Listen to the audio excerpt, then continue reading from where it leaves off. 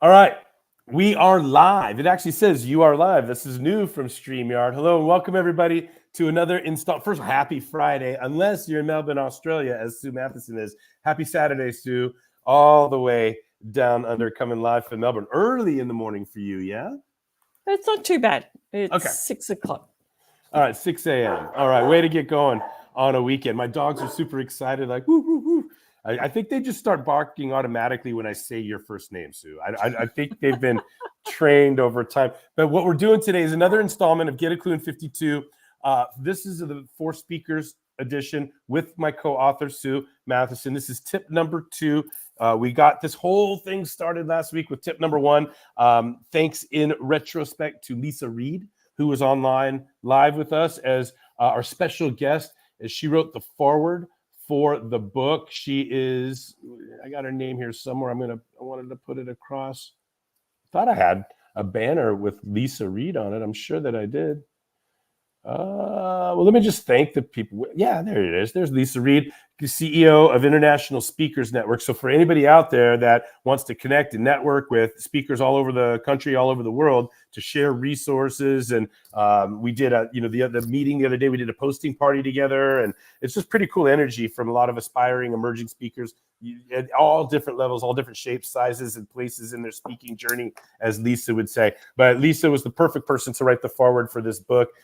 With all of her experience helping people get speaking gigs. That's the name of her business, but she's also CEO of International Speakers Network. So thanks to her. And we're still too close to like the launching of this book, not to be out of gratitude. We're still in gratitude. So quickly, let me say thank you to the executive editor, Patty McKenna, for helping us with the totality of it, the formatting and the layout and the design and direction. And thank you to Sean O'Connor, who did just a beautiful cover design. We love it. We love it. We love it. It captures the two of us. It characterizes Sue. I've always had this little marketing image of mine for over like a decade now, but we created a Sue. And what's on our mind? What are we talking about? We're talking about the podium. We're talking about the mic. And then these icons here represent the 5 sections of the book. So all 52 tips fit into the 5 sections, which I'll cover for you in a second. But, when you have something in your head and you don't have graphic design skills, which is me, I got a lot in my head and no graphic skills.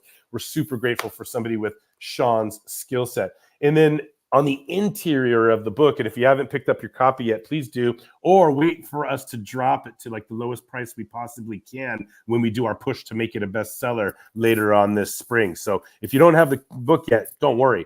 You can wait. We're going to drop the price and make a push to bestseller. But when you get it, you'll see just a really wonderful, gorgeous interior design that I'm not going to spend a whole lot of time sharing right now, but really thankful for Stella, who's an intern apprentice in the Philippines that has been on my team for over 2 years now, who we gave the opportunity, said, hey, do you want to try to put this on your resume? It doesn't have to be good. You can always put it on your resume that you worked on it, whether we use it or not. And it was so good, we used it. Now, not that there's no mistakes in the book. There's plenty of mistakes, and we're going to catch them on a weekly basis. So each week that goes by, you're going to see me reading, or Sue will be reading. We'll stop, make a little note, and we'll catch our mistakes, because done is better than perfect. We had a goal of getting this thing published by the end of last year so that we'd get physical copies in our hand in time to do these tip readings. And so I also have another quick thanks. She is online with us right now. I'm not going to waste any more time in getting to the inner business coach. What I am going to waste time on is finding where I've written your name already, because it's in my list of banners here. But Patty, thank you for being here, not only for being the inner business coach and helping people get out of their own way, right, from inside out, right? But also, this is like the 3rd or 4th time that you've written the back cover description. We've got a couple of testimonials down here as well. But I want to welcome you to this episode. Let me catch my breath. Maybe Sue, you'll take over and have some opening remarks as well. But Patty, let me say thank you for being here. Thank you for your contribution to the book in the context of me still in gratitude that we got this thing going, and we're can't put the genie back in the bottle. We're going to find some mistakes. We'll correct them at some point. But this thing is going. Patty, it's great to see you. Happy Friday. Oh, that's it? Well, happy Friday, you, Patty. I'm glad to be here. Okay. All right. Fantastic. Sue, let me kick it over to you. If you have any opening remarks, anything that you'd like to say about the project overall, any of its parts, anything at all before I summarize the 5 categories and we maybe get into the tip reading a little bit? Um, Sue, did the you freeze? project overall. Oh, no, there you are. Yeah, the project overall was just a wonderful experience of putting into print the relationship from a mentor-mentee perspective, and with the particular emphasis of speaking. And I guess for people who come online, for readers of the book, hopefully they get a sense of that relationship and the value that came out of it as we go through each of the tips. So yeah, last week it was a delight to have Lisa online with us as we introduced the whole book and started getting into it. So yeah, before going into any specific tips or retracing what we started with, Jeff, I'll shoot back to you for the sort of the categories. Yeah. Thank you, Sue. Real quick, I'm just going to mention that, this is an exciting project. It's the 4th Get a Clue in 52 books. So the 4th book in the tips series. So just get this out of the way real quick. First one we did, this is the original. This had all the mistakes in it. Oh my goodness. We found them all and cleaned it up and created a much better version. So these are actually the same book. It's just this is the version that we're more proud of than the first one where we made all of our mistakes. Then with co-author Vipul Dayal, we did the entrepreneur edition. So all 52 of these tips are about being an entrepreneur. I summarized that last week and I will in future weeks, but not now. Then last year we did the For Coaches edition, Get a Clue in 52 for coaches. So all 52 of these tips were about becoming a coach, promoting yourself as a coach, getting coaching clients, serving coaching clients, and building a coaching skill set into a coaching practice. And now we're at Get a Clue in 52 for speakers. So again, the 52 tips are divided into 5 categories, and we are in section 1 right now, where we'll be playing the integrity game. Now, this is fun for me because I did write a book called The Integrity Game, and it introduces a 10-point model for personal and professional growth, soft skill development, etc. And it was fun to imagine that, well, what would my first set of tips be for any speaker? It would be to play the integrity game. That's the very first thing, not just a speaker, but anybody. So this book introduces these tips. We've taken the points on the model, and we've taken them and we've created 10 tips out of them. So these tips that we're in right now, section 1, are for speakers and non-speakers alike. As a matter of fact, I'd dare to say, Sue, wouldn't you agree that maybe 60 to 70% of the book is for speakers and non-speakers alike? Yeah. We wanted to make it appealing that way. So 10 tips on playing the integrity game. And it's all about foundation. Like imagine structural integrity. A building, bridge, or a tunnel will crumble under pressure tests without structural integrity. Well, so too will a speaker. Right? Your speaking engagement, your marketing, everything you're trying to do as a speaker. If you don't know some basic questions about who you are, why you're here, on and on, playing the integrity game, if you don't integrate all of that, you might have some challenges. But once you get solid foundation, now you can build a brand on top of that. So a lot of times people want to be a speaker. They're imagining the accolades and the being on stage and the likes, the followers, the pictures, the questions, the videos, all of the stuff that comes after speaking. But what we want to do is spend 10 tips really imagining what's the promise, right? That fuels those efforts. What's the brand? What's the promise to the marketplace? What are the competitive advantages? How do we eliminate the jargon, add the sloganeering, the taglines, the hooks? But all of the decisions that we make as a speaker ideally should be on brand. So we have 10 tips about bringing out your brand so that way everything you do as a speaker is on that brand.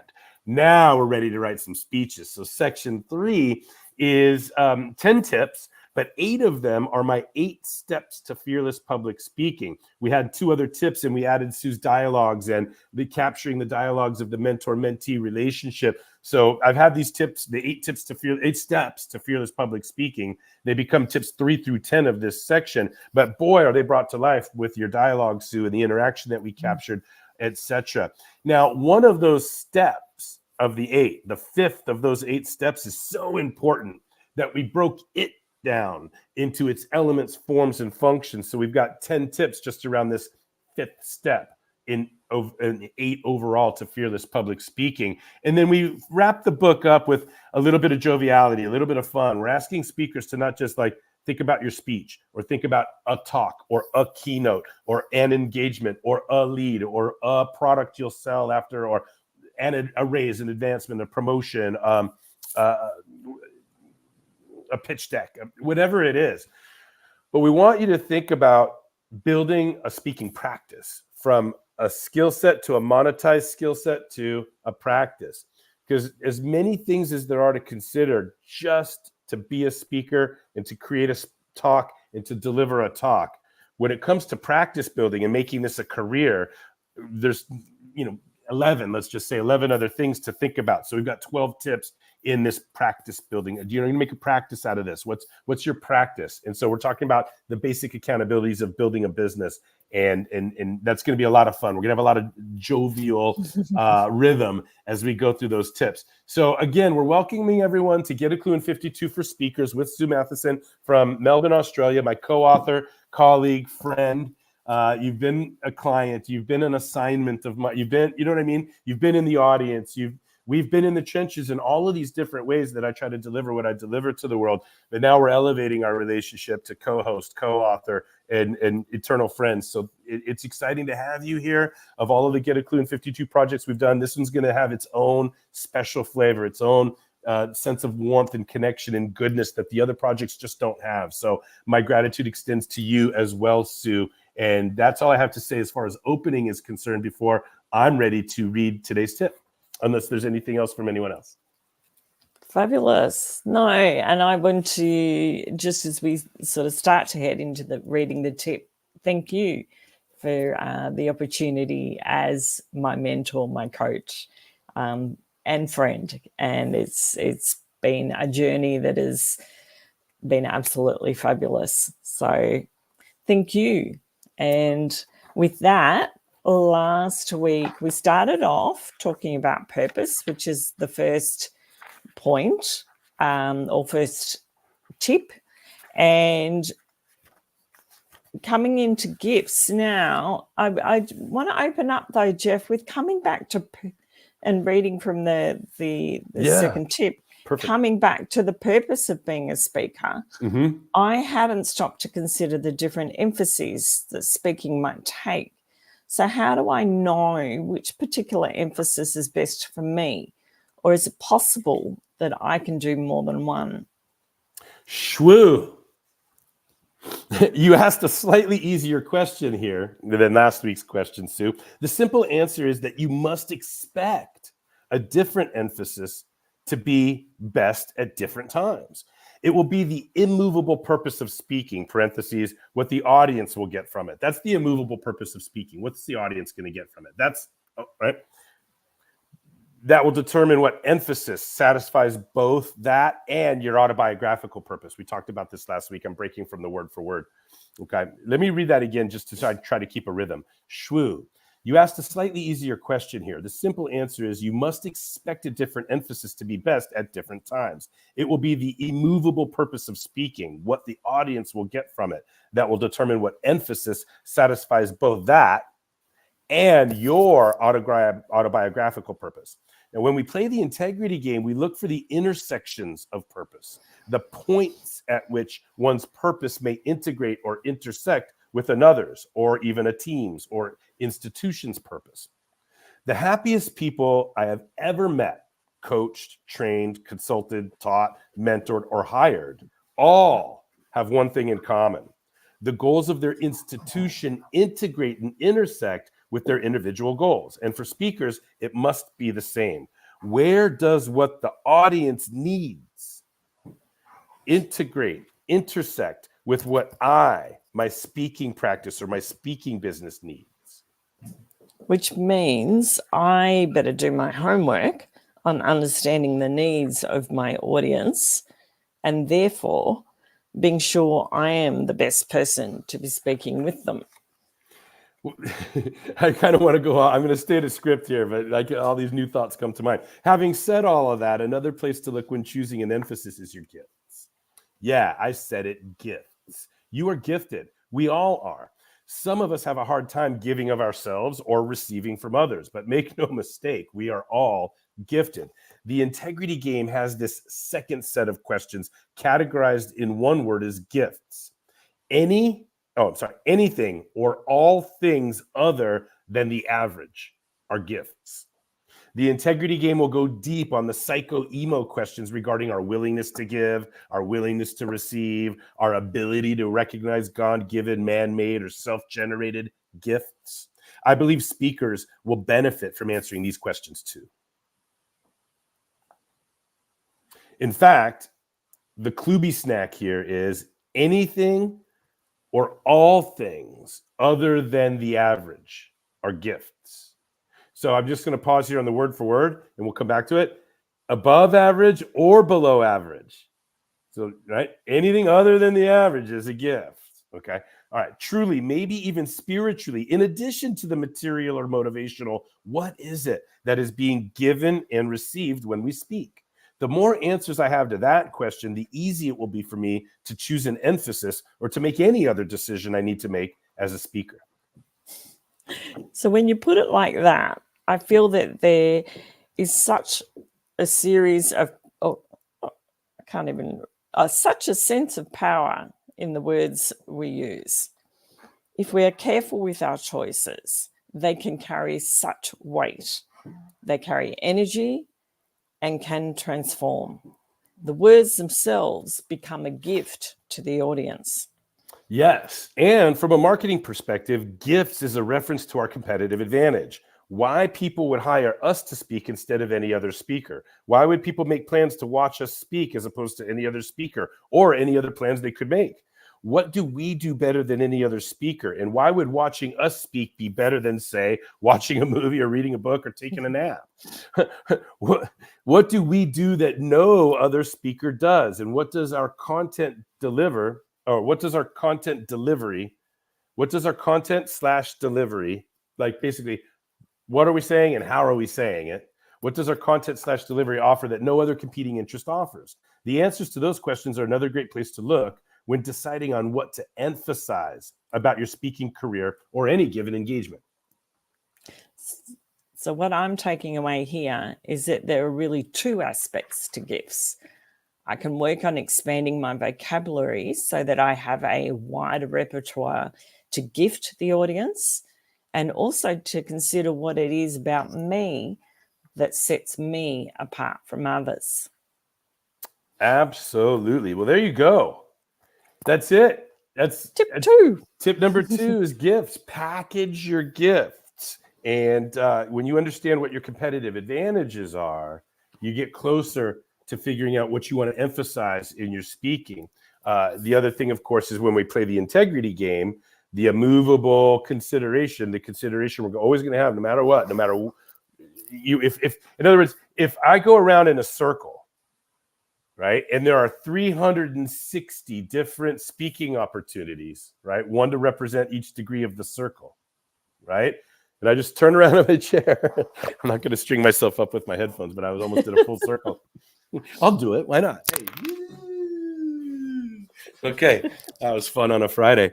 But my point is, if I went around in a circle like that, all 360 of those speaking engagements would be different on some level, right? But the one thing I'm going to ask for all 360 of them is, what does the audience need here? Okay. Now, the other thing that's going to be a constant in all 360 of those speaking opportunities are me. So we're playing the integrity game as an integration. Now, the emphasis, right? Like there's constants. What does the audience want? That's a question we always ask. Who's the speaker? Me. So if I know what my competitive advantages are, what my mission is, what my purpose, all these things that we ask people to know about when playing the integrity game, now all I really need to do, that's set. I already got the answers there, right? So then when we ask the question, what does the audience want? We're not saying, oh my God, can I do that? What we're saying is, all right, how do I do that based on my advantages and the purpose of my autobiographical purposes? So I'll stop there. Patty, do you have comments, questions, thoughts?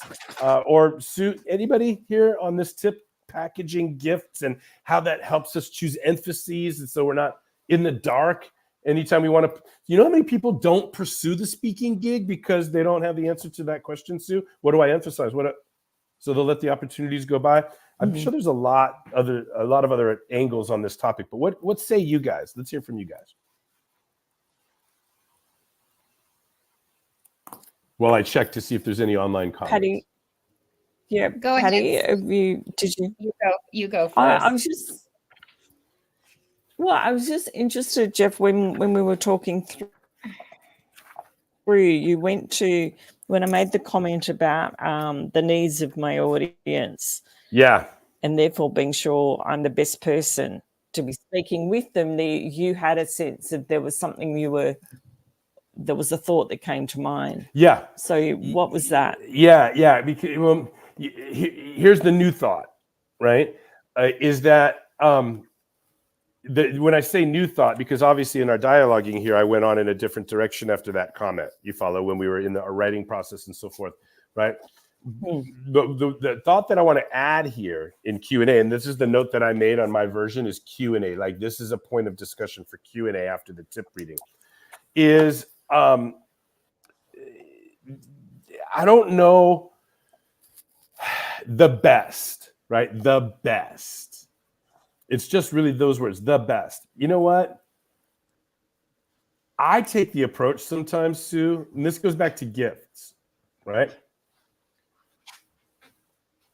I don't ever tell myself I'm the best or need to be the best or want to be the best or I need to make sure I'm the best, right? Because, Patty, I want to bring you in on this, right?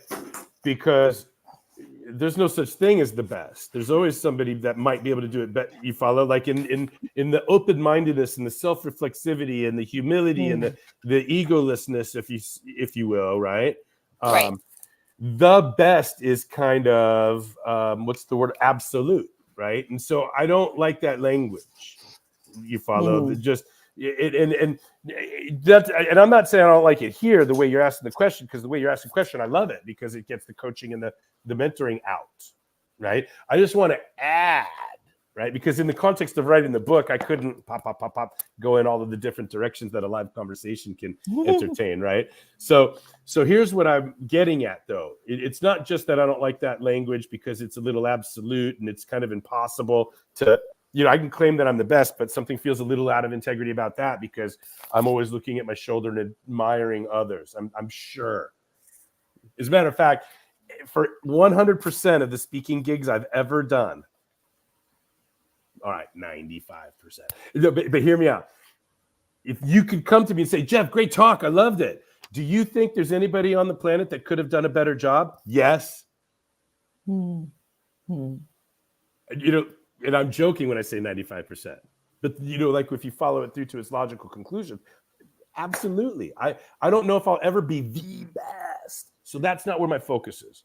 Now, what I love about your question is the care to understand the audience is, but I'm not understanding my audience with this absolute in mind that I'm going to be the best, because there's some part of our brain that always knows that's impossible. That's why this tip is important, because I don't want to compare my audience analysis to the ideal of best in the world. I want to compare my audience analysis to my competitive advantages. So good enough isn't good enough. Best is impossible. But if I can integrate what my audience needs with what my advantages are, everybody should be happy. Yeah. Yeah. And then to that, it's the best in the sense of most appropriate, or you're turning up to a situation.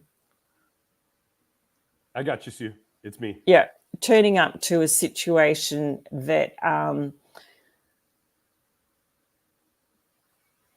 because you're bringing those competitive advantages and because you're showing up as who you are, you're delivering the greatest experience in that moment. So I guess what I'm trying to get to is not the comparison, but recognizing that in that moment you are the best person to be there, essentially. Yeah, that's it. Yeah, there's nothing critical about the word, right? I didn't draw attention to the word because there's anything wrong with the word, right? I drew attention to the word to kind of highlight why this competitive advantage tips is so important. Yeah. You follow? Right? Because we're playing section 1, just as a reminder to everybody out there, we're playing the integrity game, right? 2 down, 8 to go. So for 2 more months, it's going to be Valentine's Day or later in this year before we're done playing the integrity game. Does that make sense? Right? Most people aren't done giving up their New Year's resolutions yet. We have till at least January 28th or 29th for that, let alone imagine mid-February. Actually, I take it back, mid-March. I take it back. My math is off. I'm a communication guy. I have math envy. We're going to be in March Madness of college basketball here in the United States of America. It's like 2.5 months. We're playing the integrity game. Okay. So I say that because we have to remember tip number 1 from last week, which is declare your purpose. Now we're integrating that with what we're talking about today. So what we're talking about today isn't isolated. It's in the context of playing the integrity game. We're integrating all of this foundational, the building blocks, like our answers to integrity game questions will give us the foundation we need to make every other decision we want to make as a speaker about a speech at any given engagement, how we build our brand, how we market ourselves, the whole thing. In my opinion, it's a Klu snack somewhere. It may show up somewhere in the book, but we're building a mansion on top of quicksand. If we want to be a speaker, be a better speaker, or advance our career through public speaking without having played the integrity game first. So if we don't have command, like I never have to think about what my name is. It's Jeff Klubag. So I want to know my competitive advantages the way that I know my name. So that way, anytime I'm evaluating an audience, that evaluation is filtering through what I know my advantages to be. And that way I'm not having any other consideration, right, that may sabotage my confidence and my effectiveness for that opportunity, right? And that's just one additional thought that came to mind. Like, God, I don't know if I'm ever the best. For the speaker for the audience, right? Yeah. But what I like what you just said is probably, like if we did a second version, maybe we would write it in, right? And that's why I like doing these recordings, etc., because stuff emerges in the dialogue that might have even been better than in the original version of the book than what we wrote, blah, blah, blah, blah. But I can be the best speaker. I think this is what you're saying. I don't have to be the best speaker for the audience. That's impossible. But I can be the best speaker for the occasion. Yes, exactly. Yeah. Yeah. And Patty, that would be more consistent with spiritual thinking, right? Because now is always the perfect time for everything that occurs now. Right. And the audience, whoever is listening to you, they get to decide how they've received you. And, you might, or I might go forth and think, these are my gifts, these are my competitive advantages, and they could either embrace it or discard it. So we have to, I think, always remember that presenting our gifts through the emphasis that we're doing on the speech, which I love that concept of that. It's a two-way street. We're not in charge of the whole thing. We can only just be us. Yeah, we co-author. Let's see what we got here. Good, better, best, never let it rest until... this is a comment from you. Good, better, best, never let it rest until the good is better and the better, best. You didn't come up with that right now on the spot, did you? No, I heard that a long time ago when I was a very young kid. And I think that it's always been in my mind, my unconscious, my subconscious has that running through it. It is amazing that I don't know what I had for dinner yesterday, but some of the stuff I can remember from 5 years old. Right. Never mind. We're getting into a different conversation entirely. Right now, we're here in tip number 2 from Get a Klu in 52 with Sue Mathieson. This is the speakers edition or the 4 speakers edition. Tip number 2 is from the section, The Integrity Game, but it's coming off of tip number 1. Tip number 1 was to declare your purpose. Purpose. Why do you want to be a speaker? Later on, we're going to ask this question again. What's the purpose of your speech?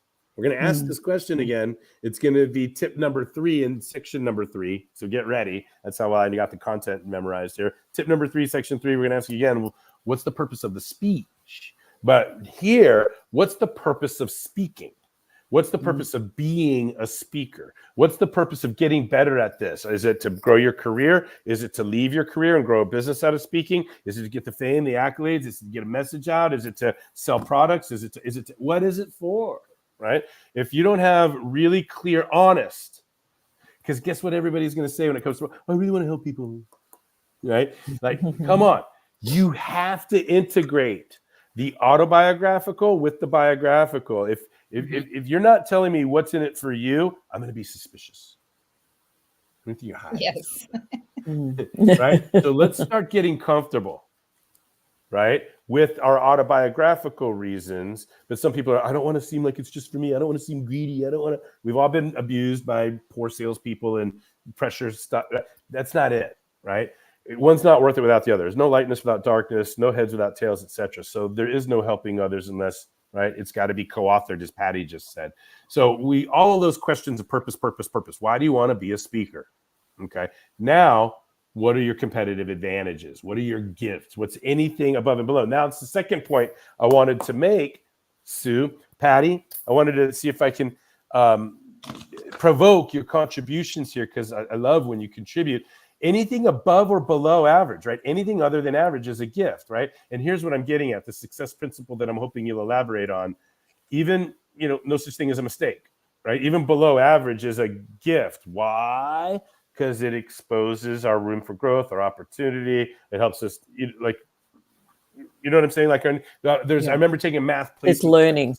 You got it. Go ahead. I'll stop talking. You guys got it. Elaborate. That's all right. Well, it comes back to conversations that we've had where it's not viewing something as a failure, that there's always that opportunity to learn and to go and ask the question, what might I have done differently? Is there something that is a gap in my skill set that I can expand on, that I can gain more knowledge or build my ability to do something that I'm looking to achieve? So absolutely. And I think it's a really good perspective to have, that if it's below average, it is still a gift. Yeah, Patty, go ahead as I'm typing a brand new I wanted to just share an experience. I had an employee, and she was below average in, a lot of things. And one of them was she was really, really lazy. And boy, did she teach me how to be efficient with her laziness, because she just threw out these things that she didn't want to deal with. And so then I got a chance to look at them and see whether they were worth dealing with. It was really like you're saying, Sue, you can learn from anything, right? And it's always a good thing to recognize that. Yeah. It's there's no, you've heard me say before, there's no such thing as mistakes, just learning wrapped in a little discomfort. But a lot of other things come to mind. Oh my God, I'm trying to multitask here. The one is like one person, we've heard it said before, one person's trash is another person's treasure, which is, that came to mind when you gave your anecdote. But let me see if I can do this real quick on the fly. Ready? Kluby, snack, : I never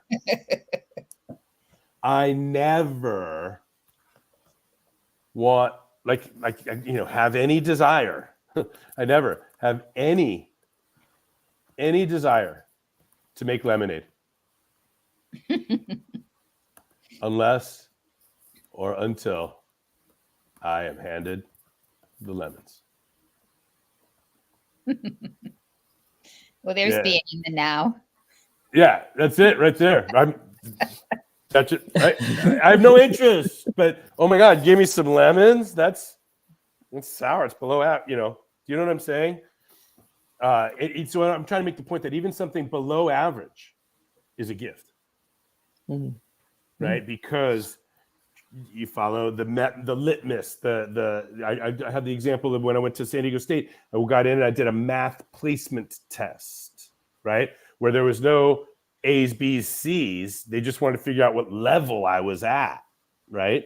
You know what I mean? There's averages, and so should he take this class or should he take this class based on? So it was a placement test to figure out where to put me, right? So there's litmus tests, there's trash and treasure, there's mistakes wrapped in a little discomfort. So anything I just wanted to drill down on this concept a little bit. Anything other than the average. The average is unnoticeable. Well, nobody will pay attention to the average. It just cruises right along, right? But above average, what? That's a get. There's above average means there's a surplus. Right? And then below average means there's an indication, a sign, an opportunity, a path, a gap to be below average equals opportunity. Yeah.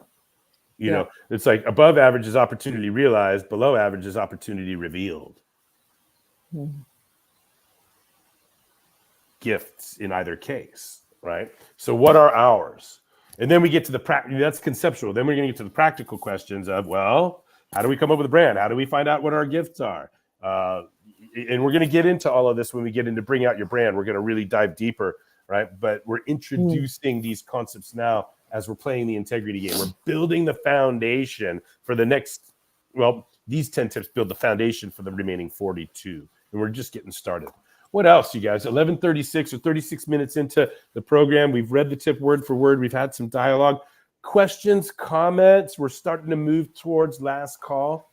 I'm on my way to San Diego State to get ready for the spring semester coming up. All of the lecturers and graduate teaching assistants that are teaching public speaking this semester are meeting today with the publisher to get the integrations into all the fun techie stuff that I love to do. I'm on my way to San Diego State. So rather than having this be a 60 or a 60 or a 75 minute session, let's see if we can keep it to 45. And let me go ahead and do last call for comments, questions on tip number 2 from Get a Klu in 52 with Sue Mathieson. And tip number 2 was package your gifts. Comments, questions. I think what you were just referring to is really when you reflecting on what each of our gifts are is so helpful when it comes to branding.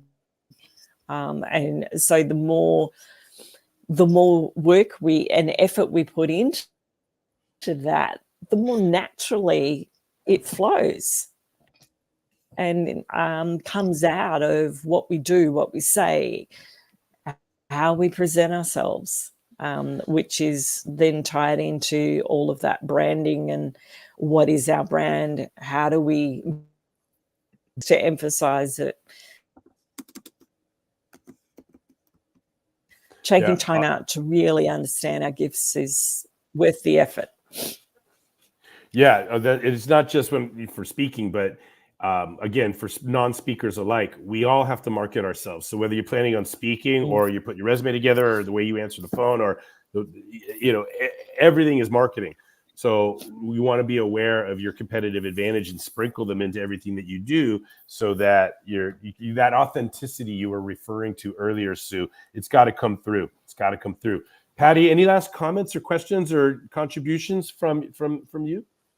Not today. I enjoyed the session, though. I like the concept of the emphasis as the shift in the purpose of the speech.